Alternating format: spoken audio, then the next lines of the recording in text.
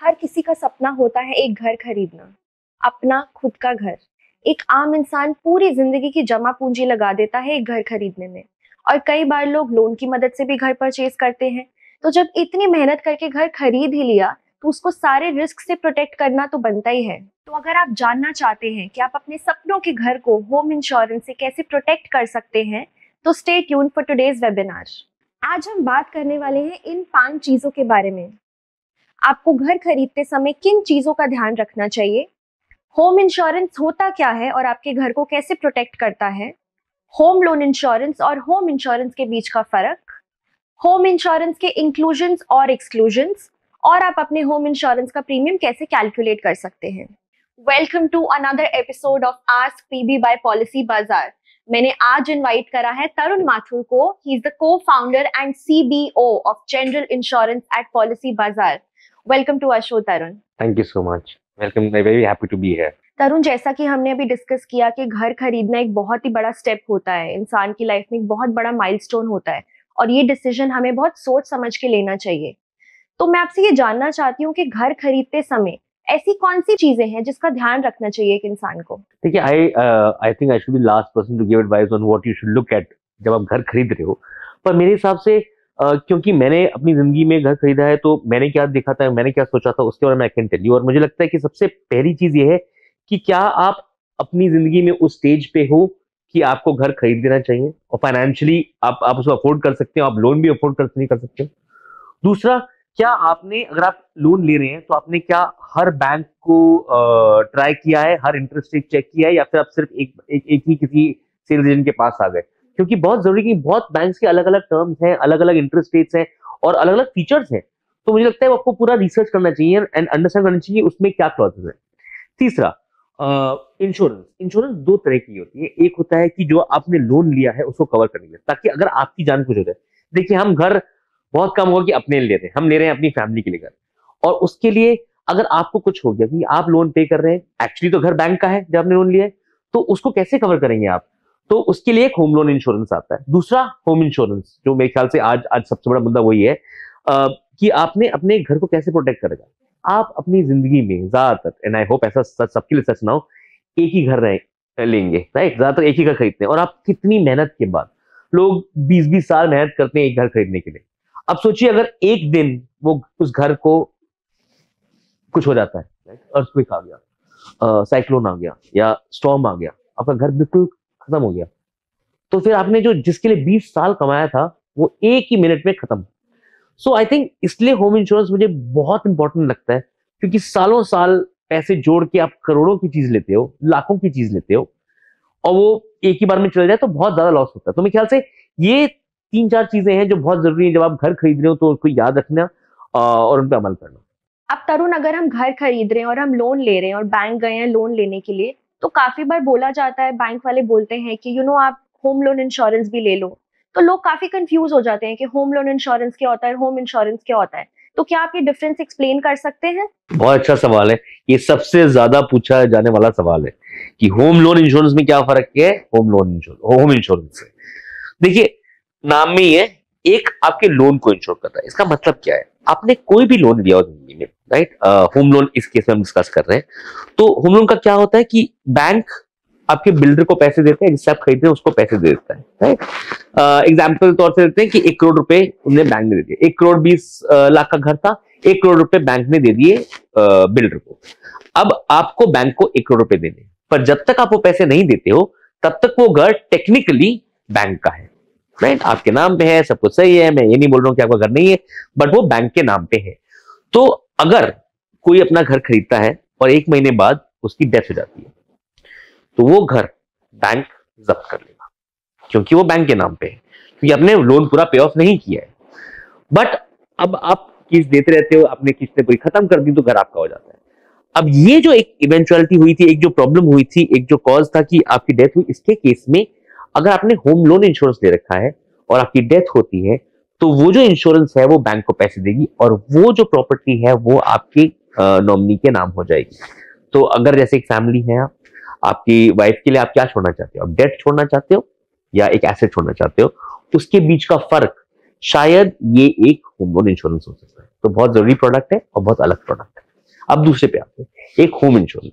तो इसमें क्या हुआ था, इसमें जिसने घर लिया है उसको कुछ हो जाए तो पैसे मिले। होम इंश्योरेंस में अगर आपके घर को कुछ हो जाए तो पैसे मिलते हैं। तो दो अलग अलग चीजों को इनकी इंश्योरेंस हो रही है, एक कस्टमर की हो रही है, और अब जो है इंश्योरेंस घर की हो रही है, जो प्रोडक्ट है उसकी हो रही है। अब होम इंश्योरेंस में क्या होता है, आपकी 4 दीवारें हैं, एक छत है और एक आपका फ्लोर है। इसको हम बोलते हैं बेसिक कवरेजेस। ये तो हर ये आपकी बिल्डिंग है, ये बिल्डिंग का एक कवर होता है। इसके अलावा आपके होते हैं कंटेंट्स। कंटेंट्स भी दो टाइप के होते हैं, एक होते हैं आपके वैल्यूएबल और एक जनरल कंटेंट्स। ठीक है, जनरल कंटेंट्स क्या हुए, आपकी लाइट की फिटिंग्स, पंखा, heater, all the fittings that you put in your house. और वैल्यूएबल होती हैं आपकी सारी आर्ट, आपकी ज्वेलरी, आपका पेंटिंग्स, क्यूरियोज, ये सब कवर होता है। तो होम इंश्योरेंस में इनको कोई डैमेज होता है तो जितना आपने सम इंश्योर्ड लिया है वो आपको मिल जाएगा। तो यहाँ पे घर के डैमेज के लिए चाहे वो किसी भी कॉज से हो, चाहे वो फायर से हो, बर्गलरी से हो, या किसी एक्ट ऑफ गॉड से हो, या मलेशियस स्ट्राइक की वजह से हो, राइट्स की वजह से हो, वो सब कुछ अगर घर को होता है तो आपको पैसे मिलते हैं, ताकि जो भी आपके घर को हार्म हुआ है, कोई भी डैमेज हुआ है, उसको रीइंस्टेट करने के लिए, उसे उसी फॉर्म में लाने के लिए जो भी आपका खर्चा होगा वो इंश्योरेंस कंपनी देती है। तो आई थिंक ये फर्क है इन दोनों इंश्योरेंसेस में। तरुण, अब आपने ये तो बता दिया कि होम इंश्योरेंस में क्या क्या इंक्लूडेड होता है, इसके एक्सक्लूजन्स क्या होते हैं, और अगर मैं लेमैन टर्म्स में बोलूं तो हिडन टर्म्स एंड कंडीशंस। देखिए, आईआरडी ने एक भारतीय गृह रक्षा निकाला है जो प्रोडक्ट है, और ये जो बीजीआर प्रोडक्ट जिसको हम बोलते हैं, इसमें ज्यादातर चीजें कवर्ड हैं। तो पहले मैं 1 मिनट लेके आपको समझाता हूँ कि एक्चुअली मटेरियल टर्म में की कवरेजेस हैं क्या और उसमें से क्या एक्सक्लूडेड है, वो ज्यादा आसान रहेगा। अब आप देखिए, मेरे को सबसे बड़ा क्वेश्चन ये आता है कि यार कि एक्ट ऑफ गॉड कवर्ड होता है कि नहीं होता है। लेट मी आंसर टुडे, फिल्मों की पे बिलीफ मत रखिए, एक्चुअली कवर्ड है।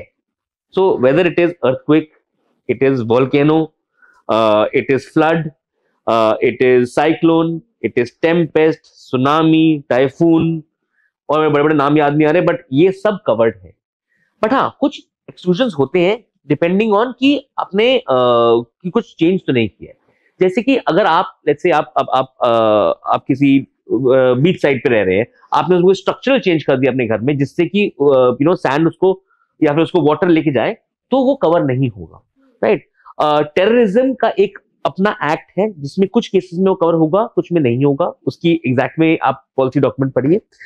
लेकिन एक सबसे इंपॉर्टेंट चीज है कि अगर कोई पब्लिक अथॉरिटी ये बोलती है कि आपका घर जब्त होना चाहिए या बर्न करना चाहिए या डिस्ट्रॉय करना चाहिए, उस केस में इंश्योरेंस आपको कवर नहीं करता। ये सबसे बड़ा पॉइंट है। और ज्यादातर लोगों को लगता है कि एक्ट ऑफ गॉड कवर नहीं होता है, बट ये पार्ट सब भूल जाते हैं। अगर कोई लीगल एक्टिविटी की वजह से या एक लीगल इंप्लीकेशन की वजह से अगर आपका घर जब्त किया जाता है, तब आपको कवरेज नहीं मिलेगी, वरना मेरे ख्याल से ज्यादातर हर केस में ये कवरेज अलाउड है। एक बहुत छोटे छोटे कवर हैं, बहुत बहुत ज्यादा एक्सक्लूजन आपको पढ़ने ही पड़ेंगे, मैं ज्यादा समझा नहीं पाऊंगा। बट जैसे कि एक्ट ऑफ वॉर होता है, उसके अंदर अगर या कोई क्रिमिनल एक्टिविटी होती है तो वो सब कवर्ड है। मैलिशियस इंटेंट आपकी घर के अगेंस्ट कवर्ड है, बट अगर एयर स्ट्राइक है तो कवर्ड नहीं है। अब तरुण, मेट्रो सिटीज को देखा जाए, जैसे हमारा ऑफिस भी गुड़गांव में है, तो यहाँ पे प्रॉपर्टी के rates have sky rocketed in the last couple of years, specially after Covid. तो अगर आप होम इंश्योरेंस खरीद रहे हो और आपने अपने प्रॉपर्टी के ओरिजिनल रेट पर खरीदा है, पर 2 साल या 3 साल बाद उसका rate it's bound to increase, right? तो जो आपको क्लेम मिलेगा वो आपकी प्रॉपर्टी के ओरिजिनल रेट पर मिलेगा या अप्रिशिएटेड रेट पर मिलेगा? देखिए, जब आप पॉलिसी लेते हैं तो उस टाइम जो भी अग्रीड वैल्यू होती है, जो भी आपने डिक्लेयर करनी होती है, उस वैल्यू को जो आपकी घर की स्क्वायर फुटेज है उससे मल्टीप्लाई करके जो अमाउंट बनता है वो सम इंश्योर्ड होता है, और वही आपको मिलता है। हर साल इसमें 10% की बढ़ोतरी होती है जब तक वो 2x नहीं हो जाता है। भाई, इसके अलावा इसका ये मतलब नहीं है कि आपको इसी पे लिमिट रहना है। ये 1 साल की पॉलिसी होती है, राइट। आपकी जो जनरल इंश्योरेंस में ये बहुत अच्छी बात है कि आपकी पॉलिसी सिर्फ 1 साल की है, आप उसके बाद उसको अपग्रेड कर सकते हैं, एक नई पॉलिसी ले सकते हैं, नया सम इंश्योर्ड ले सकते हैं, राइट। तो थोड़ा सा एफर्ट होता है, तो आप 2-3 साल में एफर्ट करिए। देखिए, बहुत अच्छा लग है अगर आपका 1 साल में ही डबल हो गया, बट अगर नहीं हुआ तो आप 3-4 साल बाद इसको प्लीज अपग्रेड करते रहिए। तो अपने आप में पॉलिसी तो सिर्फ 10% से बढ़ेगी, बट आप एक कॉम्प्लीमेंट्री पॉलिसी ले सकते हैं उसके ऊपर, आप उस पॉलिसी को चेंज भी कर सकते हैं, क्योंकि ये सिर्फ 1 साल की पॉलिसी है। आई थिंक 1 साल में जो अगर रेट चेंज होना बहुत कम होता है, एटलीस्ट फ्रॉम इंश्योरेंस पर्सपेक्टिव बहुत कम होता है, और आपको टोटल सम इंश्योर्ड तो तभी प्रॉब्लम आती है जब आपका घर बिल्कुल डिस्ट्रॉय हो जाए, जिसको हम लोग टोटल लॉस बोलते हैं। तो इसलिए मुझे लगता है कि इतना बड़ा कोई प्रॉब्लम नहीं है, अगर आप उसको अपग्रेड करते रहें जैसे हर चीज को, तो वो चलता रहेगा। अब तरुण, किसी ने घर खरीद लिया and god forbid their house has been impacted by an earthquake और अ लैंडस्लाइड और अ फ्लड, तो उस केस में आपको होम इंश्योरेंस किन किन एस्पेक्ट्स में हेल्प करता है? देखिए, जैसे मैंने पहले समझाया था, होम इंश्योरेंस एक ऑलमोस्ट हर चीज कवर करता है। मैं तो ऑलमोस्ट इस एक्सटेंट पे जाता हूँ कि हर चीज कवर करता है। उसके अंदर कितना डैमेज हुआ है वो एक चीज है जिसमें थोड़ा टाइम लग सकता है आपको क्लेम के टाइम पे, राइट? तो आपको चाहे अर्थक्वेक हो, वोल्केनो हो, टाइफून हो, टोर्नेडो हो, सुनामी हो, और जितनी बड़ी बड़ी चीजें आप सोच सकते हो, मेरे को तो याद नहीं आ रही, वो सब कवर्ड है इस केस में। लेकिन कितना डैमेज हुआ है उस पर देखना। सपोज आपका घर पार्शली डैमेज है, एक कमरा गिर गया है, तो सिर्फ उसकी जो रीइंस्टेटमेंट वैल्यू होगी वो आपको मिल जाएगी। इसका क्लेम प्रोसेस बहुत सिंपल होता है। आपको देखिए, कोई भी डैमेज होगा आपको एक पुलिस की रिपोर्ट तो लिखवानी ही पड़ेगी। आप पुलिस रिपोर्ट लिखवाएंगे, वही रिपोर्ट आप इंश्योरेंस कंपनी को देंगे, एक सर्वेयर आएगा, असेसर आएगा, और आपका पेमेंट कुछ ही दिन में हो जाता है। जो हमारा एक्सपीरियंस रहा है इसमें, ये 7 से 10 दिन में प्रोसेस पूरा कंप्लीट हो जाता है, आपके आपका पैसे आ जाते हैं। पर हाँ, कुछ अगर कॉम्प्लिकेटेड है कि पूरी आप किसी बिल्डिंग का पार्ट है, पूरी बिल्डिंग गिर गई है, तो उसके अंदर थोड़ा कॉम्प्लिकेट हो सकता है केस। पर उस टाइम पे आपको लॉस ऑफ रेंट वगैरह कुछ भी मिल जाएगा, तो आपको एक ऑल्टरनेट अकोमोडेशन भी मिल जाएगी, जहां पे जब तक आपका घर रिपेयर नहीं हो रहा है तब तक आप एक दूसरे घर में रह सकते हैं। So broadly speaking, everything is covered. Claim में करीबन 7 दिन लगेंगे, और आपको पुलिस रिपोर्ट लिखानी चाहिए। आई थिंक ये 3 चीजें अगर आप याद रखें तो ज्यादा बहुत बहुत ही इजी प्रोडक्ट है। अब तरुण, मैंने ये सुना है, ये बहुत कॉमन मिसकंसेप्शन है कि जो लोग हिली एरियाज में रहते हैं, माउंटेन्स में रहते हैं, उनको ये लगता है कि या तो उनको होम इंश्योरेंस मिलेगा ही नहीं, या फिर अगर मिलेगा तो उसका प्रीमियम बहुत ही ज्यादा होगा। तो what do you have to say about that? ऐसा कुछ नहीं है, इसका आंसर बहुत सिंपल है। आपकी ट्रेन पे से आपकी प्रीमियम पे बहुत कम फर्क पड़ता है। अब अगर आप बिल्कुल चोटी पे बैठे हो और वो घर गिरने वाला है तो अलग बात है। या आपका, और ना सीरियस नोट, अगर आपका कच्चा कंस्ट्रक्शन है तो इंश्योरेंस नहीं मिलेगा। अगर आपका पक्का कंस्ट्रक्शन है और एक नॉर्मली एक हिल्स वाले सिटी या टाउन में है, तो कोई प्रीमियम ज्यादा फर्क नहीं पड़ता है। आपको होम इंश्योरेंस जरूर लेना चाहिए, क्योंकि वहां पे ऑब्वियसली प्रोबेबिलिटी बढ़ जाती है लैंडस्लाइड्स की, इरोजन की। तो इसलिए आपको, मुझे लगता है, और ज्यादा रीजन है आपके होम इंश्योरेंस लेना चाहिए। मतलब देखिए, दिल्ली में बैठा हूँ बिल्कुल बीच में, कुछ नहीं, अर्थक्वेक आ रहे हैं, सिर्फ सिर्फ अर्थक्वेक एक रीजन है, पर हिल्स में तो रीजन भर जाते हैं। तो मेरे ख्याल से और ज्यादा जरूरत है, और ऐसा कुछ नहीं है कि वहां पे नहीं मिलता है, आपको बिल्कुल होम इंश्योरेंस मिलेगा, और क्लेम्स भी मिलते हैं आराम से। तरुण, अगर कोई ये कैलकुलेट करना चाहता है कि उनके होम इंश्योरेंस का कितना प्रीमियम बनेगा, तो वो ये कैसे कर सकते हैं? देखिए, प्रीमियम कैलकुलेशन तो थोड़ी कॉम्प्लेक्स है, मैं अभी बैठ के पूरी गणित तो नहीं समझा सकता, बट इसका आंसर बहुत सिंपल है। आप पॉलिसी बाजार पे आइए, हमने पूरा एक कैलकुलेटर बना रखा है जो आपको एग्जैक्टली बताएगा आपके घर की कितनी वैल्यू होनी चाहिए, उस वैल्यू पे कितने कंटेंट्स जाने चाहिए, और इन सबको मिला के आपका प्रीमियम कितना होना चाहिए। और अलग अलग कंपनीज के अलग अलग रेट्स हैं, कुछ सस्ते होंगे, कुछ महंगे होंगे, कुछ में कवरेज ऊपर होंगी, नीचे होंगी। बट ये पूरा कैलकुलेटर पॉलिसी बाजार पे अवेलेबल है, हमने बहुत स्पेशली डिजाइन कर रखा है, बहुत सोच के, ताकि आसान रहे आपके लिए और आपको एग्जैक्ट रेट्स मिले। उसमें आप टेन्योर बदल सकते हैं, कितने साल के लिए आपको चाहिए, और कितनी कवरेज चाहिए, वो सब कुछ पॉलिसी बाजार पे आपको मिल जाएगा। ठीक है Tarun, thank you for explaining that so well. I request a backend team कि वो डिस्क्रिप्शन बॉक्स में भी होम इंश्योरेंस प्रीमियम कैलकुलेटर का लिंक ऐड कर दें। अब तरुण, लेट्स से हमने एक होम इंश्योरेंस प्लान ले लिया अपने घर के लिए।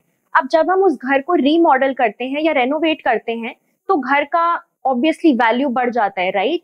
तो जो हमारा होम इंश्योरेंस प्रीमियम होता है, क्या उस पे भी कोई असर पड़ता है? देखिए, जब आप अपना घर रिमॉडल करते हैं, उसमें आप इंटीरियर चेंज करते हैं, तो ज्यादातर आपके इंश्योरेंस के प्रीमियम पे फर्क नहीं पड़ता है। पर उसमें, जैसे हमने बोला था, आप अपने घर की एक वैल्यू डिक्लेयर करते हो जब आप पॉलिसी खरीदते हो, या आप चेंज भी करते हो पॉलिसी। अगले साल आपने इस साल एक पॉलिसी थी, अगले साल आप चेंज करते हो, तो जो आप डिक्लेयर करते हो वैल्यू, उसी वैल्यू पे आपका घर इंश्योर हो जाता है। सो टेक्निकली आपके रीमॉडलिंग से कोई इफेक्ट नहीं होता आपके होम इंश्योरेंस पे।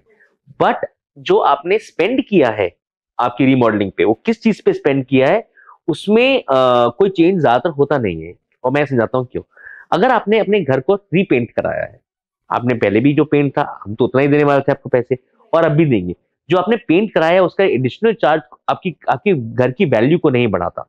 तो किसी चीज से अगर आपके घर की वैल्यू ऊपर जाती है, तो हाँ, उसको कवर किया जाता है और उसको अपने वैल्यू में डालते हैं। या उसमें कोई अपने वैल्यूबल चीज लगवाई है, एक शैंडलियर लगवाया है आपने, सब कुछ लाखों रुपए का है, तो वो कवर हो जाएगा, और उसको आपको डिक्लेयर करना पड़ेगा अपने वैल्यूबल कंटेंट्स में। पर घर की कोई भी स्ट्रक्चरल चेंज पे आपकी प्रीमियम को कोई फर्क नहीं पड़ता। और तरुण, अभी टैक्स सीजन चल रहा है, JFM, जैसे कि सब जानते हैं, काफी लोग इन्वेस्टमेंट करते हैं टू सेव ऑन टैक्सेस। तो मैं आपसे जानना चाहती हूँ कि क्या होम इंश्योरेंस के भी कोई टैक्स बेनिफिट्स होते हैं? नहीं, होम इंश्योरेंस का डायरेक्टली किसी कस्टमर को टैक्स बेनिफिट नहीं मिलता, वो कोई गवर्नमेंट कोई प्रोविजन नहीं है। बट अगर आप नई रिजीम में है तो वैसे भी काफी चीजों का नहीं है, ATC और ATD तो उसमें हट गया है। बट एक चीज है कि होम इंश्योरेंस होने से जो आपके होम लोन के चांसेस हैं वो बढ़ जाते हैं, क्योंकि अगर आप होम लोन लेने जाते हैं और आपके पास होम इंश्योरेंस का प्लान है, आपने बोला आप लेंगे, तो उससे जो भी आपका असेसर होता है लोन का, वो ज्यादा आसानी से डिस्बर्स कर सकता है। बट हाँ, टैक्सेशन में इसका कोई एडवांटेज नहीं है अभी। तरुण, अब लाइव के दौरान हमारे व्यूअर्स ने कुछ सवाल भेजे हैं, let's see what they are asking. Rajmohan is asking, sir मेरा रिवर साइड पे एक घर है, क्या मुझे होम इंश्योरेंस मिल सकता है? राजमोहन जी, इंश्योरेंस तो आपको मिल सकता है, बट इसमें एक टेक्निकलिटी है, उसमें मेरा सारा एक्सपीरियंस यूज हो जाएगा, पर मैं समझाने की कोशिश करता हूँ। देखिए, होम इंश्योरेंस में सब्सिडियंस जो होता है, जिसको बोलते हैं जो आपका लैंड धंसना होता है, वो कवर्ड होता है। लेकिन एक प्रॉब्लम आती है, अगर वो इरोजन की वजह से होगा, अगर वो रिवर के इरोजन की वजह से आपका लैंड धंस गया और आपका घर टूट गया, तो वो कवर नहीं होगा। पर अगर किसी और रीजन से, अगर ऐसे फ्लैश फ्लड आता है और आपका घर डैमेज होता है, तो वो कवर होगा। तो मेरे हिसाब से बहुत जरूरत है आपको लेने की, क्योंकि रिवर में फ्लैश फ्लड तो बहुत आते हैं, और वो नहीं आ रहे हैं, फ्लैश फ्लड कम आते हैं, तो मतलब रिवर का फोर्स नहीं है, मतलब इरोजन नहीं हो रहा होगा। तो मेरी सारी साइंस यूज हो गई है आज, बट मेरे हिसाब से होम इंश्योरेंस तो फिर भी लेना चाहिए और मिल जाएगा। तरुण, अगला सवाल है शुभम का। शुभम इज आस्किंग कि I live in Ghaziabad in 1000 square foot 2-story plot. One floor is my workspace and the other 2 floors are my residence. Will I get home insurance for this place? Absolutely, आपको मिलेगा। देखिए, अगर आप एक residential property को सिर्फ commercial use के लिए यूज करते हैं, तो इंश्योरेंस कंपनी आपका क्लेम नहीं पे करेगी या फिर आपको इंश्योरेंस नहीं देगी। पर अगर आपका अगर आप सेल्फ एम्प्लॉयड हैं, या फिर अपना बिजनेस आप घर से चलाते हैं, जैसे डॉक्टर्स होते हैं काफी, वो घर से काम करते हैं, तो वहीं रहते हैं और वहीं पे उनका क्लिनिक होता है, तो वो 100% कवर्ड होता है, उसमें कोई दिक्कत नहीं है। All right. Okay, now Akash is asking, sir मैंने पुणे में एक फ्लैट लिया है इन्वेस्टमेंट के लिए और इस पे होम इंश्योरेंस भी लिया था। अब मैं इसको सेल करना चाहता हूँ। I wanted to know, can I transfer this home insurance also to the new owner? देखिए, ज्यादातर होम इंश्योरेंस ट्रांसफर नहीं होती है, बट अगर डिपेंड करता है कितने टाइम की आपने ली। अगर आपने एक साल का इंश्योरेंस लिया और आपने अभी ली है, तो इसकी कैंसिलेशन पॉलिसी इसमें आपको थोड़ा प्रीमियम हम वापस कर देंगे, but transference of home insurance policies is not possible, क्योंकि और स्पेशली इसमें ये होता है सिमरन, देखिए कि अगर आपने उसमें क्या कंटेंट्स ऐड किए, आपने घर बेच दिया, तो घर की इंश्योरेंस तो चलो मैं मान सकता हूँ कि आपका ट्रांसफर करना आपके दिमाग में आता है, लेकिन उसके जो कंटेंट्स वो तो आप लेके जाएंगे, वो आप नहीं देंगे, जो वैल्यूएबल कंटेंट्स हैं, जनरल कंटेंट्स हैं। तो इसलिए होम इंश्योरेंस अभी एक ट्रांसफरेबल पॉलिसी नहीं है, तो उनको एक नई पॉलिसी ही लेनी पड़ेगी उसके लिए। तो अगला सवाल है दिनेश का। दिनेश इज आस्किंग, क्या अंडर कंस्ट्रक्शन प्रॉपर्टी में होम इंश्योरेंस मिल सकता है? देखिए, इस सवाल में मुझे ये समझ में नहीं आ रहा कि उनका खुद का घर बना रहे हैं, अपना लैंड लेके उस पर कंस्ट्रक्ट कर रहे हैं, या फिर एक अपार्टमेंट ले रहे हैं। देखिए, अपार्टमेंट ले रहे हैं तो क्वेश्चन नहीं होता कि आपको कुछ मिलेगा, क्योंकि कंस्ट्रक्शन तो बहुत सारे लोगों के घरों की हो रही है, तो उसमें तो बिल्कुल भी कवरेज नहीं है। अगर आपका अपना लैंड है तो होम इंश्योरेंस नहीं, आप अलग से एक लैंड की आप अपनी इंश्योरेंस करा सकते हो, एक एसेट है आपका। लेकिन अगर उसमें जो कंस्ट्रक्शन हो रही है वो कवर नहीं होगी, राइट। बेसिकली आपको ये याद रखना पड़ेगा, कोई भी चीज पैदा होती है तो उसका इंश्योरेंस नहीं होता, जब वो पैदा हो जाती है उसके बाद उसका इंश्योरेंस हो सकता है। All right, all right. That is a wrap on today's session, Tarun. Tarun, thank you so much for being on our show. It was a pleasure to have you, and we hope to have you again sometime soon. Absolutely. Thank you so much for calling me here. I hope आप लोगों को आज का session अच्छा लगा। अगर आपके insurance या इन्वेस्टमेंट से रिलेटेड कोई और सवाल है, तो हमने डिस्क्रिप्शन बॉक्स में आस्क पीवी का लिंक छोड़ा है, आप लोग वहां जाइए, अपने सवाल छोड़िए, and we will answer them in the next session. See you next time.